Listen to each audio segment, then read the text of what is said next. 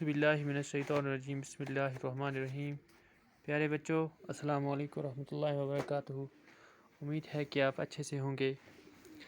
مضمون اردو، موضوع بھلے اور برے کی پہچان، جماعت 7ویں۔ پیارے بچوں، آپ پیج نمبر 35 نکالیں۔ جیسا کہ آپ کو پتہ ہے کہ ہم نے اپنا جو یہ موضوع تھا کل ختم کیا، اور آج اس کا پہلا حصہ جو سوالات کا ہے، فرہنگ، وہ ہم کرنے جا رہے ہیں۔ تو پیارے بچوں، آپ یہ الفاظ اور معنی یہ آپ اپنی کاپی پر لکھیں اچھی طرح سے، اور ساتھ میں ان کو یاد بھی کریں۔ جیسے کہ پہلا لفظ ہے سلوک، اس کا معنی ہے برتاؤ، رویہ۔ دوسرا ہے درگت، درگت کا مطلب ہے خراب حالت، پتلا حال۔ اس کے بعد ہے شفقت، شفقت کا مطلب ہو گیا مہربانی، رحم۔